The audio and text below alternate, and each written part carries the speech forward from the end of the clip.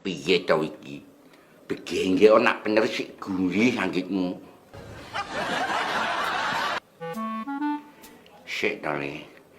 Jane iki sapa ta aku kok ora tau tumon. Terus omahmu ndi?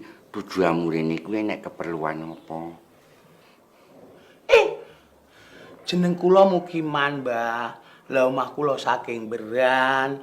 Tujuan kula mriki wau golekne tombo anakku lanang sing jenenge Mukidi. Mosok Mukidi ki anakmu to, Le?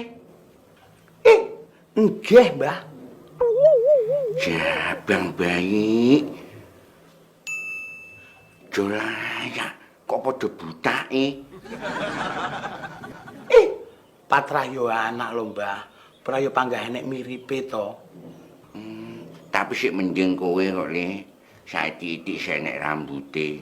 Lah mosok anakmu ke sak ndas iso budak kabeh lho. Paling yen nurun mboke, Mbah. Wong bojo kula niku ndase nggih budak kok. Walah. Pancen keluarga budak to? Nggih, Mbah. Lah iya jane si Mukidi kuwi lara apa to, Le? Gendeng, Mbah.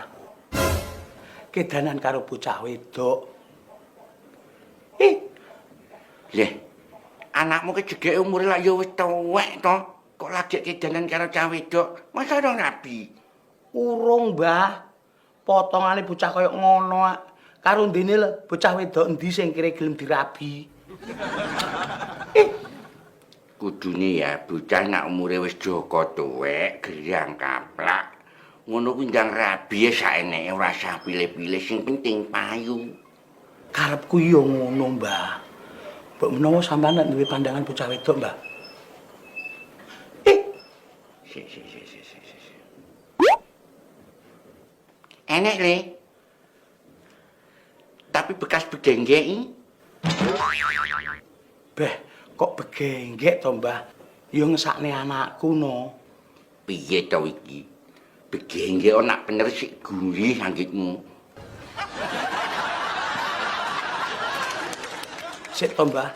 Wijane begenggek apa kacang goreng kok gurih.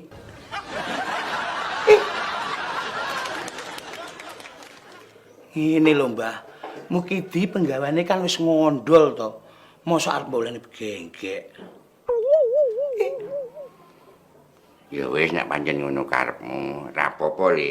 Tetep panggah tak usahane. Wis entenane dhisik. Nggih, Mbah. Piye to iki? Begenggek ana bener sik gurih anggitmu. Sik to, Le. Jane iki sapa ta aku kok ora tau tumon. Terus omahmu ndi? Tujuanmu rene kuwi nek keperluan apa? Jeneng kula Mukiman, Mbah. Lah omah kula saking Beran. Tujuan kula mriki wau golekne tombo anakku lanang sing jenenge Mukidi. Mosok Mukidi ki anakmu to, Le? Nggih, Mbah. Jabang bayi. Jolaya, kok padha butake? Patrayo anak lho, Mbah. Prayo panggah enek miripe to. Tapi sik mending kowe kok, Le. Saiki-iki senek rambute. Lah mosok anakmu ke sak ndas iso budak kabeh lho. Paling yen nurun mboke, Mbah. Wong bojo kula niku ndase nggih budak kok. Walah. Pancen keluarga budak to? Nggih, Mbah. Lah iya jane si Mukidi kuwi lara apa to, Le? Gendeng, Mbah. Kedanan karo bocah wedok. Leh, anakmu ki jegeke umure lak ya wis tuwek to. Kok lagi kedanan karo cah wedok? Masa ora rabi? Urung, Mbah. Potongane bocah kaya ngono ak. Karo ndene lho, bocah wedok endi sing kira gelem dirabi. Kudune ya bocah nak umure wis joko tuwek, gerang kaplak. Ngono kuwi ndang rabi saeneke ora usah pilih-pilih sing penting payu. Karepku yo ngono, Mbah. Mbok menawa sampean nek duwe pandangan bocah wedok, Mbah. Si. Enek le. Tapi bekas begenggek. Beh, kok begenggek to, Mbah? Ya ngesakne anakku no. Piye to iki? Begenggek anak bener sik gurih anggitmu. Sik to, Mbah. Wijane begenggek apa kacang goreng kok gurih.